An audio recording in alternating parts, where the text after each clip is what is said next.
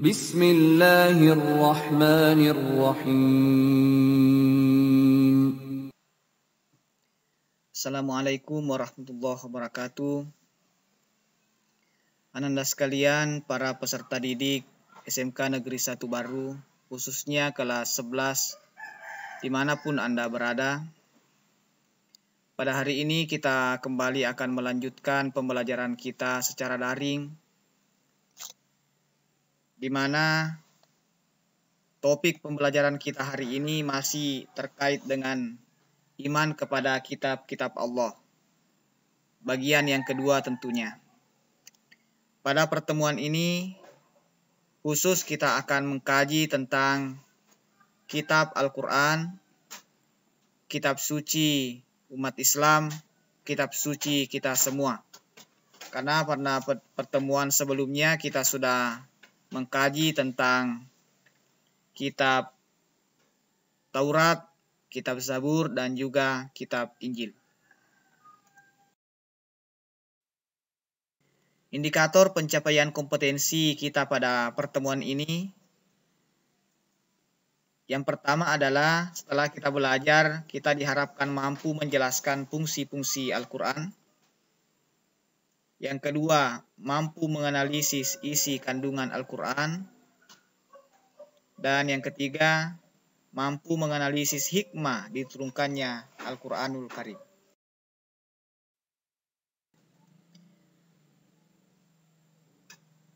Apa sesungguhnya pengertian Al-Quran itu? Al-Quran itu adalah firman Allah Subhanahu wa Ta'ala yang diturunkan kepada Nabi Muhammad SAW melalui perantaraan malaikat Jibril untuk menjadi pedoman bagi umat manusia. Jadi inilah pengertian dari Al-Quran. Al-Quran itu pengertiannya itu menganut 3 unsur. Yang pertama adalah firman Allah, yang kedua diturunkan kepada Nabi Muhammad, yang ketiga menjadi pedoman hidup bagi umat manusia. Jadi itu 3 inti dari pengertian Al-Quran. Al-Quran diturunkan secara berangsur-angsur. Jadi Al-Quran itu tidak turun secara sekaligus. Al-Quran turun secara berangsur-angsur. Selama 22 tahun, 2 bulan, dan 22 hari. Ini menurut hadis Tabarani dan An-Nasai dalam Sunnatul Kubra. Nah, jadi ini perlu Ananda semua ketahui bahwa Al-Quran itu yang berjumlah 30 juz itu tidak turun sekaligus. Itu turun selama 22 tahun, 2 bulan, 22 hari. Mungkin ada yang bertanya, kenapa tidak turun sekaligus saja? Nah, ini punya latar belakang. Kenapa Al-Quran diturunkan secara berangsur-angsur? Minimal ada 2 alasannya kenapa Al-Quran diturunkan secara berangsur-angsur. Yang pertama, kalau Al-Quran diturunkan sekaligus, maka bisa saja Rasulullah SAW sebagai manusia memiliki keterbatasan penghafalan. Sementara alat tulis menulis pada saat itu masih sangat terbatas. Orang-orang Arab Quraisy, mereka waktu itu masih mengandalkan hafalan. Masih sangat sedikit atau bahkan mungkin bisa dihitung jari orang-orang Quraisy itu yang bisa menulis, termasuk para sahabat-sahabat Nabi yang Islam. Jika sekiranya Al-Quran diturunkan sekaligus, maka otomatis mereka tidak akan mampu menghafal secara keseluruhan. Maka mungkin bisa saja ada ayat Al-Quran yang hilang.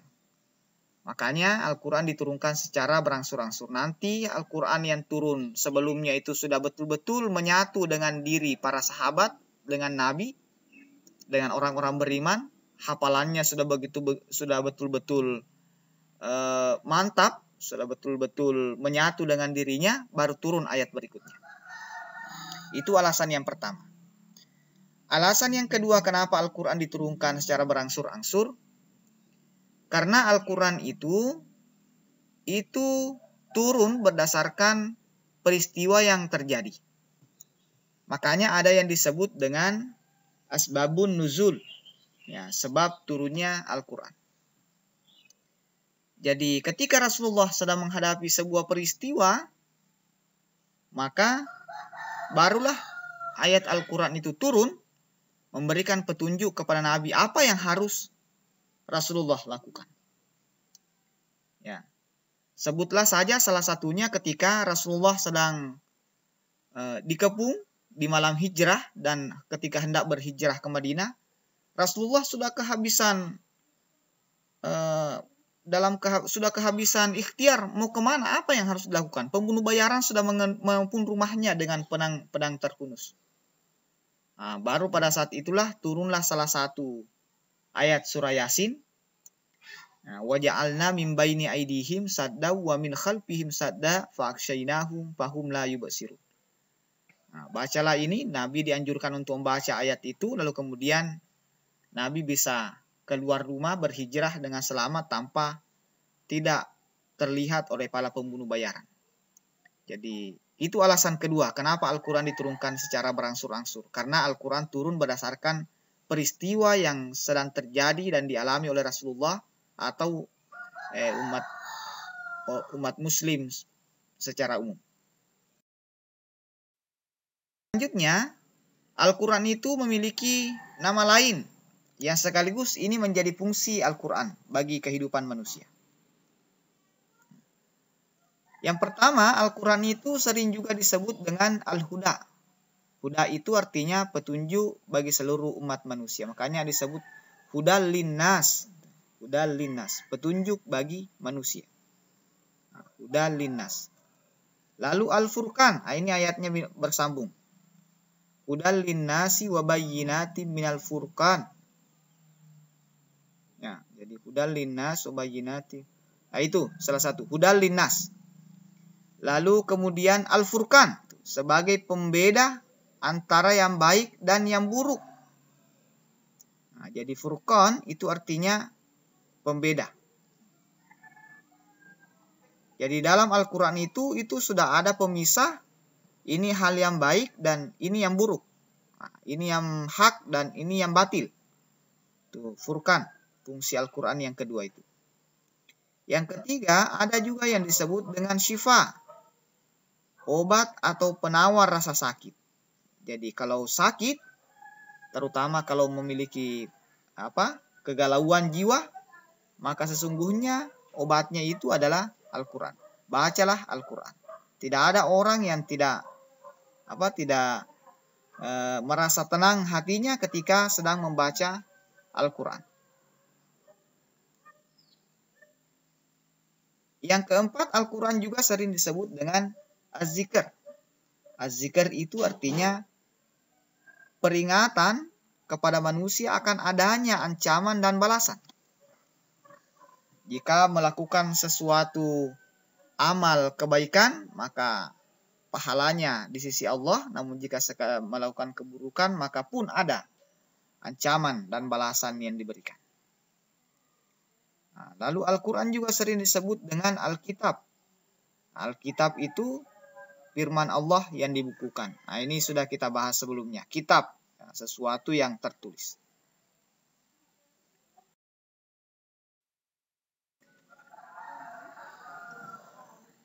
Sekarang kita akan membahas tempat Al-Quran diturunkan. Di mana Al-Quran sesungguhnya diturunkan ini pertama kali. Nah, ini dia.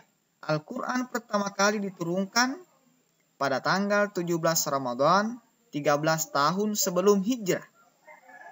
Nah, atau bertepatan dengan tahun 610 Masehi. Di mana? Di sebuah gua yang disebut dengan Gua Hira. Ini adalah gambar Gua Hira. Disitulah Rasulullah selalu bertahanus, berdiam diri, berzikir, memuja Tuhannya. Sampai pada malam 17 Ramadan itu, maka turunlah ayat Al-Quran yang pertama kali. Ini juga disebut ulama sebagai hari pengangkatan Rasulullah, dia sebagai Nabi dan Rasul Allah yang terakhir. Ayat yang pertama kali turun itu adalah Quran surah Al-Alaq ayat 1 sampai 5. Ini mungkin sudah dihafal semua. Iqra bismi rabbikal ladzi khalaq, khalaqal insana min 'alaq, Iqra wa rabbukal akram. Dan seterusnya sampai ayat yang kelima. Itulah ayat yang pertama yang diturunkan. Sedangkan ayat yang terakhir turun adalah Quran surah Al-Maidah ayat 3. Ini Quran surah Al-Maidah ayat 3. Al-yauma akmaltu lakum dinakum wa atmamtu alaikum nikmati wa raditu lakumul Islam madina. Ini ayat yang terakhir. Di mana ayat terakhir itu turun? Turun pada tanggal 10 Zulhijjah, tahun ke-10 Hijrah di Padang Arafah. Nah, jadi ini penting untuk Anda sekalian ketahui. Jadi ayat pertama turun adalah surah Al-Alaq ayat 1 sampai 5, turun pada tanggal 17 Ramadan 13 tahun sebelum Hijrah atau 610 Masehi. Sedangkan ayat terakhir turun adalah Al-Maidah ayat 3. Turun pada tanggal 10 Zulhijjah, 9 Zulhijjah, mohon maaf, bukan tanggal 10. Pada tanggal 9 Zulhijjah, karena 10 Zulhijjah itu adalah hari raya Idul Adha. 9 Zulhijjah, tahun ke-10 Hijrah di Padang Arafah. Jadi ini ada ralat dari tulisan yang ada di sini, bukan tanggal 10 Zulhijjah ayat terakhir turun, tapi tanggal 9 Zulhijjah. Nah, jadi tahun ke-10 Hijrah di Padang Arafah. Ketika itu Nabi sedang melakukan tawaf. Sedang melakukan wukuf ya pada pelaksanaan ibadah haji. Haji wada, haji perpisahan. Jadi perlu Anda ketahui bahwa Rasulullah itu hanya sekali menunaikan haji selama hidupnya. Haji pertama sekaligus haji terakhirnya itu pada tahun ke-10 Hijrah. Jadi karena Nabi 3 bulan setelah mengikuti haji wada, Rasulullah meninggal dunia pada bulan Rabiul Awal. Jadi ini di sini penting sekali untuk Anda sekalian perhatikan.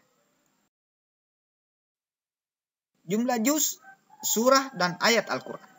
Nah, di sini kita lihat.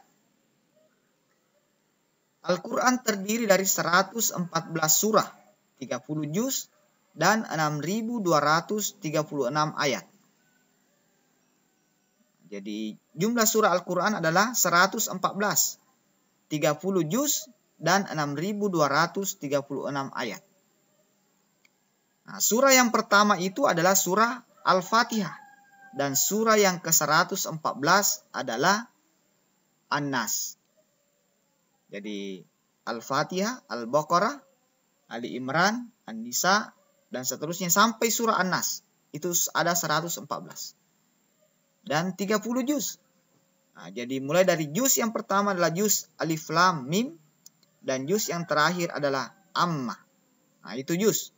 Jadi kalau bicara Alif Lam Mim, Lan Tanalu, Sayaqulu, nah itu adalah juz. Sedangkan Al-Fatihah, Al-Baqarah, Ali Imran, dan seterusnya itu adalah surah. Semua surah di dalam Al-Quran dimulai dengan basmalah atau Bismillahirrahmanirrahim. Nah, tetapi ada satu surah yang tidak dimulai dengan basmalah. Ini yang Anda perlu ketahui juga. Ada itu satu surah dalam Al-Quran, nanti Anda buktikan, silahkan buka Al-Qurannya, yang tidak dimulai dengan basmalah. Surah itu bernama Surah At-Taubah. Nah, jadi silahkan nanti buka Al-Quran, cari Surah At-Taubah, atau Anda ketika mengaji begitu dapat Surah At-Taubah, itu tidak dimulai dengan basmalah. Jadi jangan membaca basmalah ketika memulai Surah At-Taubah. Mungkin Anda bertanya lagi, loh kok kenapa bisa Surah At-Taubah ini tidak dimulai dengan basmalah? Nah, ini perlu Anda ketahui bahwa kenapa surah At-Taubah itu tidak dimulai dengan basmalah, karena surah At-Taubah itu mengandung isi ajakan berperang kepada orang-orang munafik dan juga orang-orang kafir.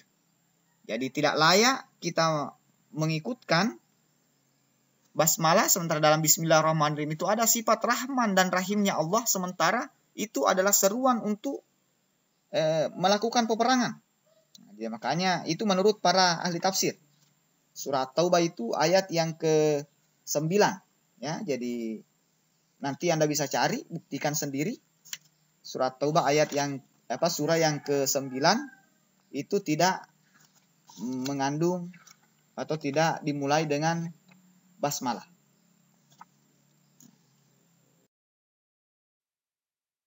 Kandungan isi Al-Quran. Apa saja isi kandungan Al-Quran? Isi kandungan Al-Quran itu yang pertama adalah persoalan akidah. Nah, yang disebut dengan akidah itu adalah keyakinan yang kuat, yang kokoh seorang hamba tentang keberadaan Allah beserta sifat-sifatnya. Nah, jadi itu akidah. Kita yakin akan adanya Allah, akan adanya zat Allah, meskipun kita tidak pernah melihatnya. Maka itu yang dimaksud dengan akidah. Kita yakin akan adanya hari kebangkitan, hari kiamat, meskipun kita belum pernah ada orang yang pernah mengalaminya. Nah, itu disebut dengan akidah. Jadi akidah itu adalah keyakinan yang kuat yang mempercayai tentang keberadaan Allah beserta sifat-sifatnya, meskipun saat Allah tidak pernah kita lihat. Yang kedua adalah akhlak. Akhlak itu adalah sebuah sikap yang baik bagi seorang hamba terhadap sesamanya dan juga terhadap Tuhannya. Itu adalah akhlak. Jadi ketika kita hormat dan patuh kepada orang tua, ketika kita cinta dan sayang kepada yang lebih muda, maka itu masuk kategori akhlak. Jadi itu akhlak. Itu juga ada di dalam Al-Quran. Malah akidah dan akhlak inilah yang pertama kali diajarkan Al-Quran ketika Nabi masih berada di periode Madinah selama di periode Mekah selama 13 tahun. Lalu kemudian yang ketiga adalah Al-Quran juga mengandung tentang persoalan ibadah. Ibadah itu artinya pengabdian seorang hamba kepada Tuhannya. Itu adalah ibadah. Seperti sholat, zakat, haji, semuanya itu adalah masuk kategori ibadah. Jadi ibadah itu, perlu Anda ketahui, pengabdian seorang hamba kepada Tuhannya. Kenapa kita harus sholat? Karena kita harus mengabdi kepada Allah. Allah yang memberikan kita segala fasilitas. Maka kita pun harus menghambakan diri. Itu adalah ibadah. Ya, ibadah itu terambil dari kata abid, artinya hamba, menghambakan diri. Lalu kemudian yang keempat itu adalah muamalah. Muamalah ini adalah hubungan timbal balik antara manusia dengan sesamanya atau interaksi manusia dengan sesamanya yang saling menguntungkan. Itu muamalah, seperti jual beli, seperti pinjam meminjam, tolong menolong. Nah, itu semua masuk kategori muamalah. Jadi interaksi antara manusia dengan sesamanya itu hubungan timbal balik yang saling memberikan keuntungan. Lalu kemudian yang terakhir dari kandungan Al-Quran itu adalah kisah atau tarikh atau sejarah masa lalu. Nah, dalam Al-Quran itu berisi banyak sejarah juga. Sejarah Fir'aun, sejarah perjuangan nabi-nabi terdahulu. Untuk apa diceritakan kepada generasi yang akan datang? Supaya mereka bisa mengambil pelajaran. Kalau itu adalah sebuah kebaikan, maka kita harus ikuti. Dan kalau itu adalah sebuah yang berdampak kepada bencana, maka kita harus tinggalkan. Itu fungsinya kita belajar sejarah. Ini Anda sekalian yang menjadi pembahasan kita pada pertemuan hari ini.